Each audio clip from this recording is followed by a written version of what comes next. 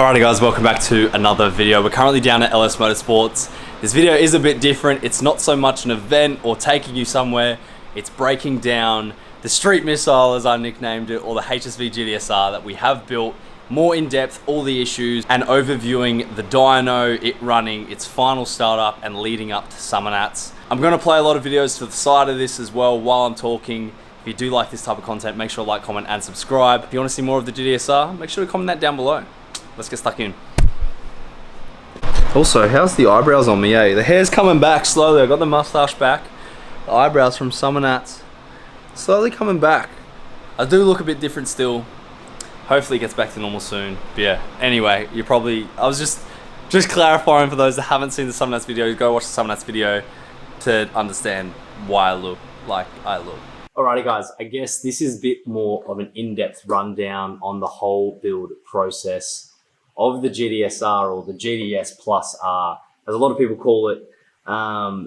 Throughout this whole build, it's chopped and changed completely. Back and forth between even gearboxes swapping, motor changing, directions of the build, everything's changed completely. I've actually written a list of everything that's changed, all the topics I kind of want to cover in this video. And on top of that too, I'm going to be playing some behind the scenes over to my left or your right.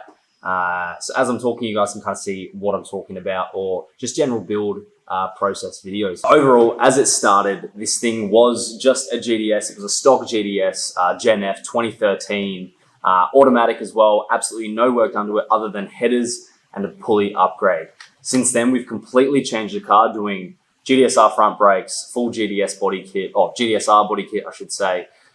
Front rear, so the guards changed, front bumper changed, the bonnet's changed as well now, side skirts changed, rear bumpers changed, the guard line has changed, tail lights are also brand new as well, spoilers changed too. We then in the rear also did a 15-inch conversion and did the Enemies Racing drag wheels in the rear as well, which is also another big change. We've got 22 rapiers on the front.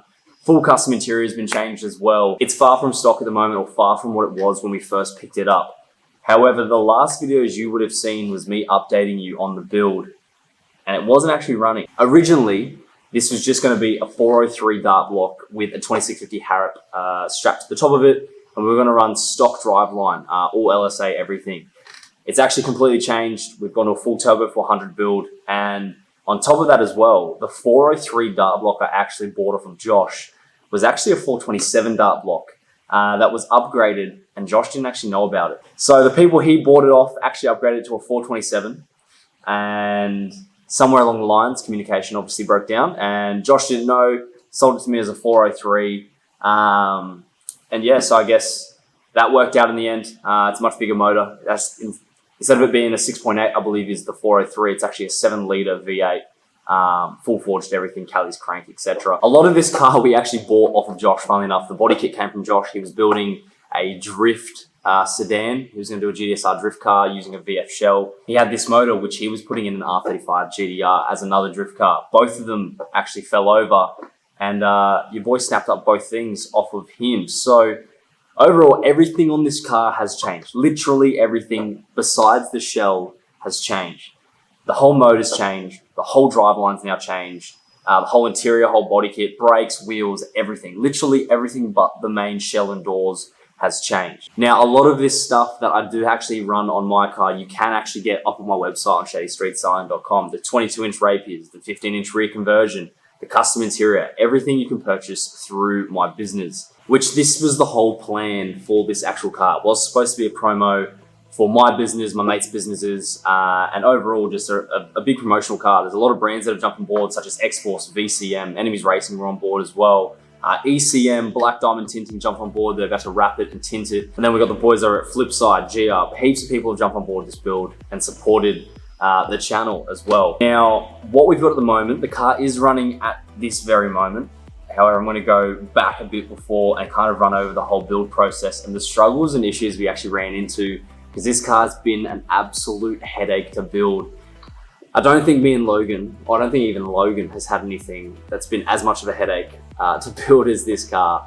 Literally, I think everything we've gone to do has at some point gone wrong or broken or something along the lines didn't work or line up. Now, originally we were going with the 6L90E, which is the factory LSA gearbox. We weren't going to build it, we were going to run it stock, and originally we were only hoping for that 850 horsepower mark. Now that we're aiming for the 1000 plus, it really made sense to actually do something about that. So we ended up getting the Turbo 400 out of the grey ute you might remember off of my Instagram, pulled the box out of that, converted it back to manual, and then took this box to go get built. It's now a 1500 horse rated billet, everything inside the box, Turbo 400, running a LSA tail shaft that's been converted to suit the Turbo 400, and we're also running the 9.9 LSA diff. Now the stall converter that we originally bought for the 6L90 we couldn't use from TCE, so we actually had to sell that and then purchase a brand new one, or order a brand new one to suit the new gearbox. So we've purchased 2 stall converters so far. The motor we originally bought, as I mentioned before, was a 403. It's actually a 427. There's nothing wrong there. It actually was a benefit, huge plus on that, big positive. But overall, there's been that many issues. Started wanting a 800, now jumping up into hoping the 1000. A lot of things have to change between those two numbers. It's not as simple as what it sounds.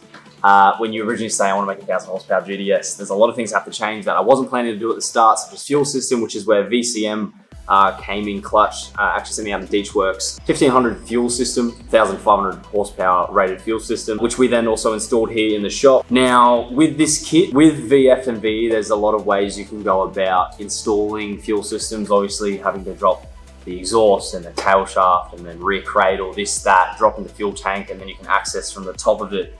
We did all of that. We spent a whole night pulling the whole rear end out of my car, cradle everything, put in the new fuel system, wired everything in, only to put it all back together to realize you can't run it off factory relay. You have to run it off your own relay. So that was one issue, was the fuel system. We had to pull everything back out to get that to work. Now also another thing too, mounting the engine. Actually getting the engine in was really hard. A lot of things didn't really fit where it's supposed to. Engine mounts, we ended up going with tough mounts. They went in all fine, but the actual brackets that bolt onto the sides of the dart block don't line up. Factory brackets don't, so you have to actually cut them and modify them to fit to a dart block. So that was another issue we went into. Then also with the Turbo 400, because we went with the Turbo 400, you have to get the Turbo 400 shifter, which again is out of an older car and doesn't fit into these new cars. So you have to modify all your center console and everything. So pulled all of that out, new shifter in, getting the cable to all match up with the gears, which was a whole nother palaver too, actually having to have someone underneath the car, someone in the car, changing between each gears, making sure everything lines up correctly. To actually get this shifter to work, you have to cut so much of your center console out, it's not funny to make it sit right, and even shift correctly and have everything fit back in together. There was a lot of cutting, putting it in, pulling it out, putting it in, putting it out. It's like on repeat until you got it right. And these are things only later down the track. There was so much more before this, which I'll cover as well on other issues and just little dilemmas and things I didn't think of, and money spent here, money spent there. Like the shifter alone, for example, was $1,000. Again, that's not something I budgeted for, because at the start we weren't even going Turbo 400. So we've then gone and built a box and then spent another $1,000 on shifter. There's so much stuff about this car that I didn't predict or didn't budget for at all, which again is no one else's issue other than my own. It's my own fault in the end, as I just kept wanting to push it further and further. Once we actually had everything in the car, I'm talking like motor in, all the loom plugged in together, all the ECU plugged back in, all the gearbox, everything. We did the Turbo 4, there's again another thing, to run Turbo 400 in a VF, you have to convert a VF automatic ECU, so the car's an automatic, you have to convert it to think it's a manual. You have to reprogram the whole ECU to think it's a manual VF GTS. So then the Turbo 400 can read off a second module you have to go buy, because Turbo 400 is all mechanical, there's no actual electronics in it at all, which was another whole thing, so wiring that in. And then once it's all plugged in and everything was in, the car just wouldn't start. We spent a whole night, literally all night, trying to figure out how to get this car to start, and it just wouldn't crank. We couldn't figure out what was going on with it, like new battery. We unplugged everything, plugged it all back in, ran over everything we thought it could be, and we just had earthing issues. Back of the head, one of the earth bolts wasn't correctly on, fixed that. Then there was another one, it started to crank a little bit better. Then there was another earth point that wasn't put on correctly, or the actual wire was faulty. So again, snipped it off, put another head on it so that it can actually bolt to the head of the car. That was another issue, big earthing issues. Because we pulled everything out, or I was pulling everything out, Logan didn't know what I had touched, or my other or my other mate Alex that helped build the car, he didn't know what I had touched. So across the 3 people, a breakdown in communication on my behalf led us to spending a whole night up trying to figure out how to get this car to crank because it just would not start. So that was an earthing issue. Now, leading up to Summer Nats, Summer Nats was the big event that we really wanted to get this car done for. Now, this car was 3 months delayed. Took 3 months longer than what I actually thought it would take to get it done. A lot of you would have known I lost my license for 3 months. This being my only running driving car I had in the meantime, and the only thing I could apply my restrictions to meant it's the only car I could drive. So, and because it wasn't running, I had nothing to drive. So the 3 months no license actually dragged out to being 6 months without driving, because 3 of those months the car wasn't actually running. Again, no one's fault but my own, because I kept pushing the thing further and further and wanting more and more and more and adding more to it and adding more to it. So it just ended up delaying the whole build. But leading up to Summer Nats, that was the biggest part or the biggest event that we really wanted to get this car done for. And leading up to it, we actually stayed up for 3 days straight, no sleep, working on this thing constantly, trying to get this thing running. Can't thank the boys enough. I actually told them at one point to throw in the towel, and they all were just like, no, let's get it done. We're so close, this, that. So in the end, we ended up staying up for 3 days straight, literally working on everything, the shifter, the wiring, the rear cradle, fuel system, wiring the fuel system again, back into the engine bay, finding the earth issues, tuning the car, running into tuning issues, gearbox playing up, fixing the gearbox, pulling the gearbox back out of the car, tearing the gearbox back down, all the insides, putting it all back together. The boys actually did an insane job and did me a huge solid. And we stayed up for 3 days straight before Summer Nats to get the car done for Summer Nats. I missed the car carrier to Summer Nats, so I ended up having to drive it from here, Gold Coast, to Port Macquarie 4 or 5 hours, breaking down 5 times on the way because it's a brand new car. You don't know what's wrong with it. There's so many other things that can come in, and a lot of these fresh builds, you are gonna run into issues. So that was another big thing, was how hectic it was leading up to Summer Nats, the 3 days straight, and the weeks leading up to that too, of just constant day after day of, the boys just absolutely cracking into this thing and getting it done. And like, I just can't thank the boys at LS for getting that done. Like, it's just crazy the amount of support and love they have for both me and the build to do that. Like, I don't know any other shop really that would do that for, a customer of theirs. And yeah, it was just insane. Just insane. So shout out to Logan, shout out to Rizza, shout out to Alex as well for getting the tune done all through the night up until 5 a.m. in the morning, and then coming back again the next day. Like, absolutely crazy, guys. Like, I'm super thankful for LS Motorsports for getting it done and constantly dealing with my bullshit of bringing up other shit and adding other shit to the car. Overall, this thing has been the biggest headache. I mentioned it before, but really running over everything, like literally everything in this car has gone wrong at some point. Originally losing a license, again, that's my fault, but huge curveball in my year. Absolutely screwed me up financially and just in general, man. Like, I don't like to pull on the whole mental health or whatever, but bro, like, they just slapped me in the face that hard again. No one's issue but my own and no one's fault but my own, but absolute curveball, not even being able to do just normal shit, go out, go collect stuff for my business, go drop stuff off for my business, literally anything. Like, I couldn't even get to where all my stuff is for work. I couldn't even go pick up parts. I couldn't do installs because I couldn't get there. I couldn't go to the gym and train, this, that. Like, so many just small things you don't think about that just throw curveballs. So that was a big one. On top of that too, every part didn't line up. So for example, let's just walking around the car, the body kit, originally the front bar wouldn't fit on, whole body kit wouldn't line up. We were missing parts, this, that. That was the first issue. Daniel Pike ended up coming around the shop, sorting it out because he's the GDSR guru, helped me out there. Now coming to the rear, the 15-inch conversion, the brake kit, everything fits perfect. I ordered the Enemies Racing wheels, the 15x10 and 7.5 backspace, which is the correct fitment for a VE and VF. It'll sit directly flush with your guard. The 7.5 backspace on a 10-inch rim is key. However, I didn't actually tell them what the wheel was going on, so they've designed the rim so the inner barrel actually had a step lip. So it wasn't a 15-inch barrel, it was actually a 14, which means it didn't clear my brakes. And a lot of you have probably seen how far my wheels sit out. So that was the other issue. We had to get that to clear. Then we had to find 30mm spaces at like midnight. Ended up having someone come drop them off. Shout out to Ryan and Brody for coming out and dropping that off. Then having to shave heaps of stuff down in the wheel wells, my control arms, this, that, to get them to fit correctly. Still got the wheels on now. I'm probably gonna have to order new ones soon. I'm not too comfortable running a 30mm spacer on drag wheels, especially with how much power this thing puts out. Next thing, interior. Getting the interior done was fine. And then we ran into a wiring issue in the driver's seat. Again, it wasn't like a manufacturing issue or nothing like that. It was the seat module was a memory seat, and it was put in a car with non-memory, so it's looking for a module. Took so long to work that out. And again, shout out to Daniel Pike for figuring out, fixing my seat, because he actually bridged the two modules. So now the seat just works automatically. All the electronics in it will work. That was another big issue.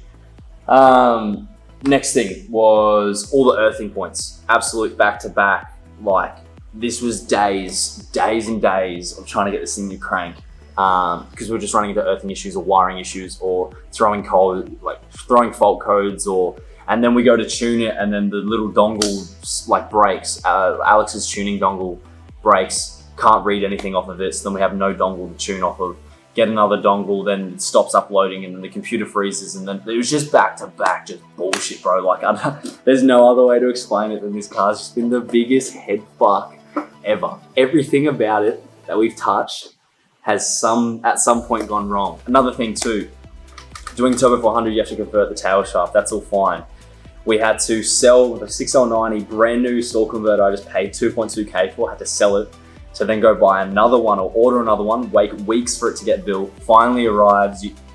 Then you have to go get another flywheel, because again the flywheel's different. Buy the flywheel, then go to put it all in, put everything in, go to bolt the flywheel to the stall converter. Stall converter and flywheel don't line up. What the fuck?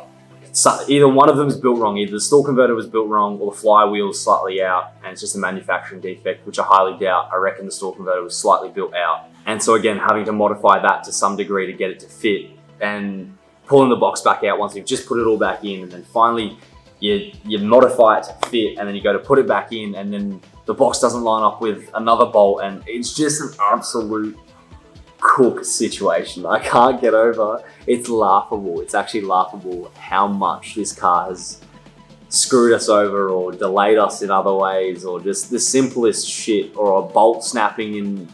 There's certain points in the car where it's like just such a simple thing, and it's like a 10-minute job, and you snap a bolt and that becomes like a 5-hour job. And we've had that shit back to back building this whole car. But yeah, finally we got to the end of it, got the thing together, got it on the dyno to get tuned. Again, ran into another gearbox issue. Once we had it tuned, it was fine. Doing the actual tune, and then we went to take it for a little test drive just around the complex here, and it really wasn't liking first gear. It was as if it was engaging first and reverse. Because the gearbox has got trans brake, that's actually how it engages. It engages first gear and first and reverse to actually lock the box. It sounded and drove as if it was slightly engaging reverse while it was in first. So again, box back out, strip the whole thing down again. And then thankfully Alex actually fixed the box without really knowing or ever doing it before. Has never really teared down Turbo 400, managed to figure it out, fixed it, got it back in the car, fitted. I took it to get all my restrictions applied, that's for another video if I haven't already released it yet. Finally bring it back to the shop to then, just get a general check over fitting in the final parts. All the dash had to get put back together. All the little pieces of wiring, all the boot had to get put back together, the rear seats had to go back together, all this small stuff, to then getting it tuned again, checked over again, servicing it because I was running fluids. So then ran it for about 500 Ks, changed the oil, put all new fluids all through the car, started driving it again, no issues, this, that, bang, all the dash starts dropping out, speedo drops out, fuel gauge drops out, kilometers drop out, every light on the dash drops out, handbrake stops working, so, power steering as well stops working. So that's something we're trying to work out now, what's actually flagging there. We believe it's because there's two different size wheels, front rear. It's throwing an ABS code, which is then triggering power steering because it is electric. which because it's Trivium Power Steering, it's an ABS code, you lose your speedometer, is what we think it is. On top of that too, we're also running into heating issues at the moment. We've now replaced the thermostat, which is brand new. We've now replaced the coolant temp sensor, which is brand new. The radiator, which is brand new. All new hoses as well. A lot of this car is brand new parts that probably don't need to be brand new, but it's just to eliminate what potentially an issue could be. And again, this is all just teething issues of building a car like this. And something I never want to do again, let me be very clear from now on, it's LSAs and the cam package, it's all I'm doing. I never want to do this shit again because it's just such a headache going through the process of building an expensive car. And obviously there's bigger builds out there. Don't take this as me saying this is the biggest build, da, da, da. It's just like, I don't know, it's, what do you weigh up more? What do you prefer? But we're running into that now, which is something we're still working through. But without any further ado, let's throw up, or I should throw up, the first startup. I'll also be throwing up the dyno videos. Now this is all run in dyno videos. These aren't the actual big power hits. I do need a hub dyno. As we are spinning on the dyno, we can't actually get it to just put all the power straight through it. Alex reckons the tune's pretty good at the moment, but we can tweak it to get a bit more. But yeah, without any further ado, here is the dyno videos. There's a bit of a rundown and update on the car overall. If you do want to see a full in-depth breakdown on the motor and in-depth price breakdown on what the car owes me and what it costs to build something like this, do comment down below. But yeah, I guess we'll cut into the dyno videos and it'll probably cut into an outro of me walking around the car so you can actually see what I'm talking about. Alrighty guys, bit of an update overall on the GTS build.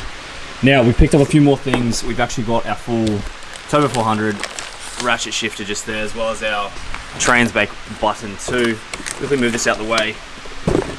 We've got everything wired in, almost. All the core packs are on, all the injectors are plugged in too, the fuel line is now plugged in too. Just need to go over to this side, get all this sorted. We need to figure out where the wiring or the actual loom's gonna sit. We're gonna try and keep it nice and neat. We've hooked up all these lines here, still need to get the 12 litre all fitted in as well. AC still needs to get plugged in. We have bolted all of it on down underneath here, as well as the bottom of the radiator hose. Added the AC belts and also the main alternator belt too, so not too much left and then good to go.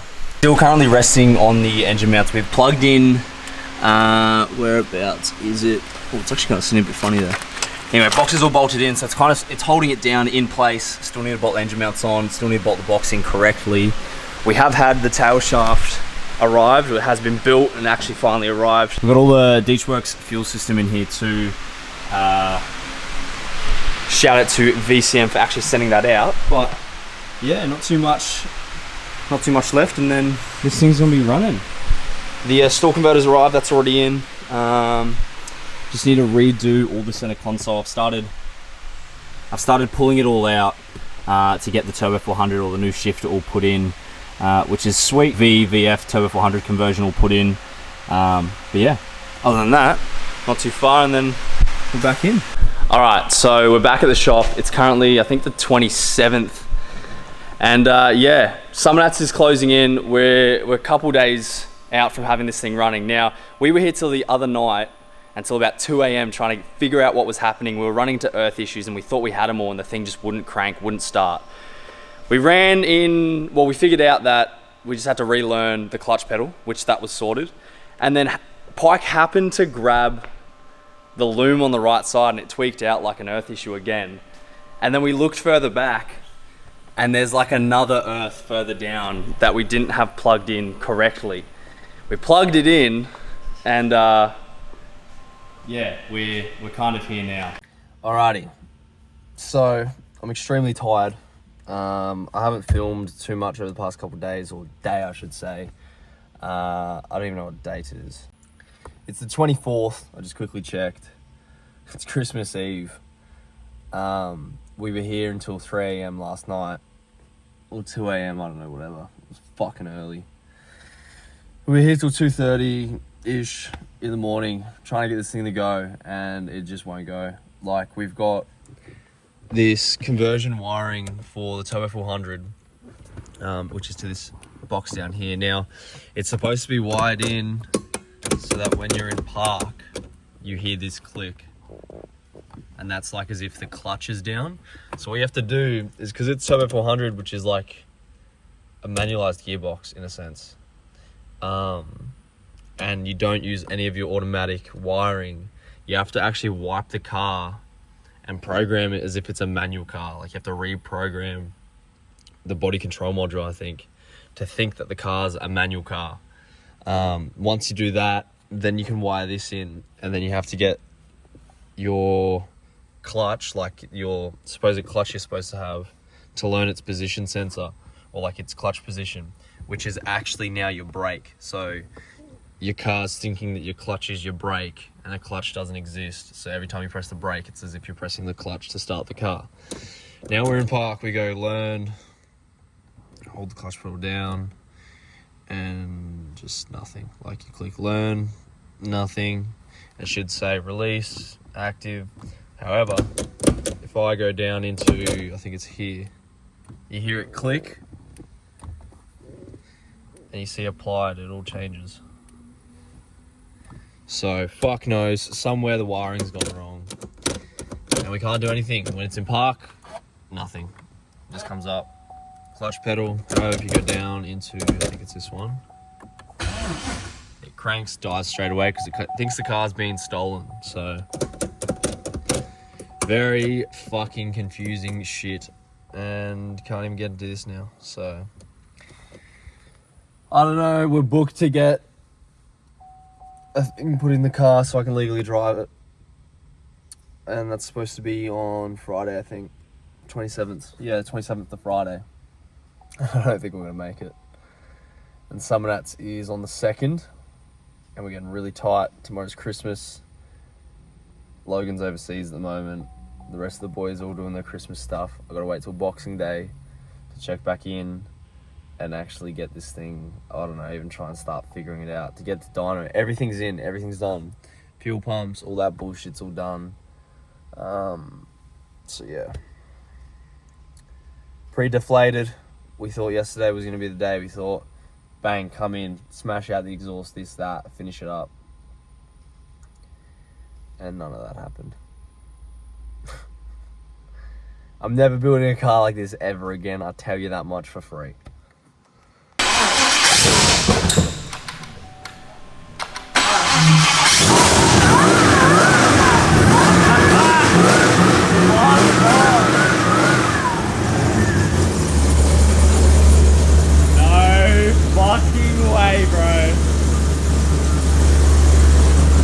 No fucking way.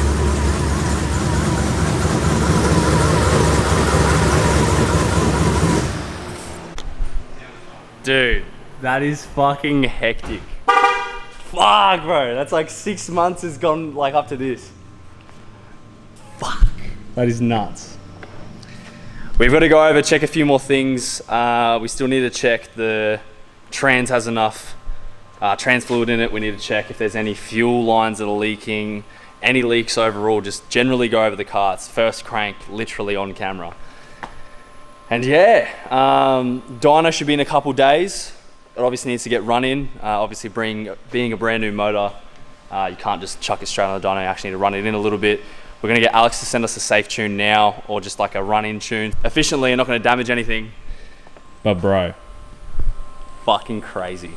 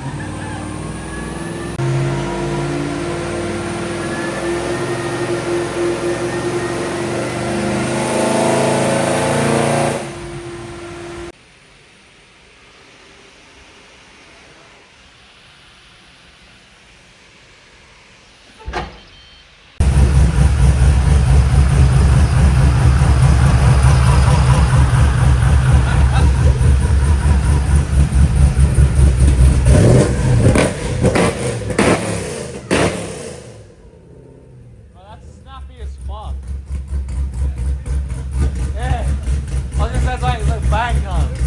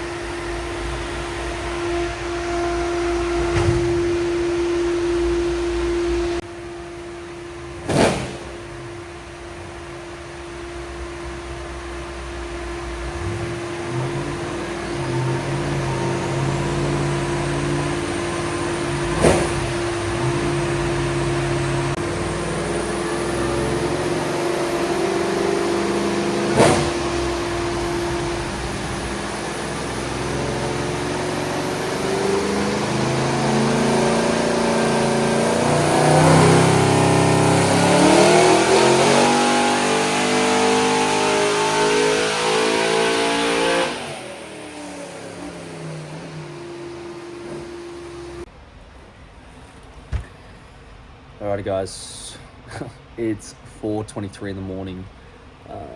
We've been here since 2 p.m. day previous, and yeah, heaps of teething issues.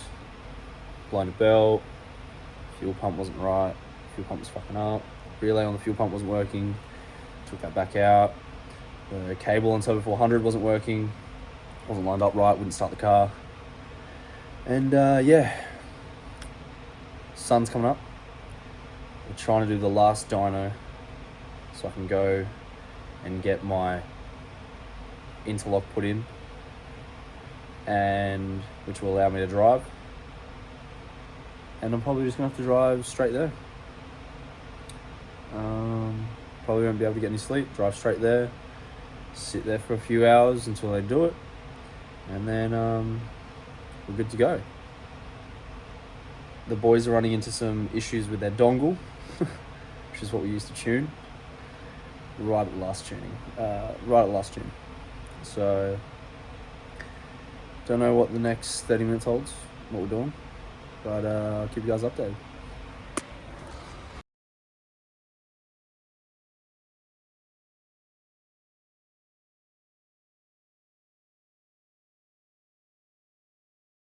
Fuck, I would have been fussy.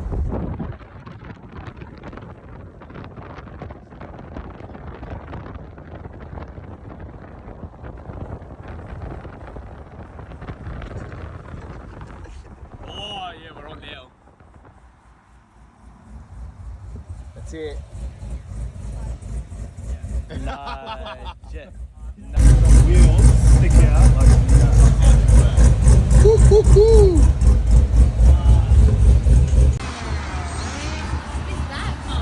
and it's about to fucking rain. Yeah, cuz summer nights we're on. Let's get it. Yeah, cuz. Low fuel, middle of nowhere. Still the same? And we got cooling issues. Things overheating. Tough. And it rained at a better time. Oh, and it's about to rain. Tough. Second breakdown. And we've figured out that radiator's fucked. stone cold this side, boiling hot that side. Pressurizing, leaking out of overflow. See. Oh, this is the best part. I don't think Shut so. exhaust. Oh, what? Go.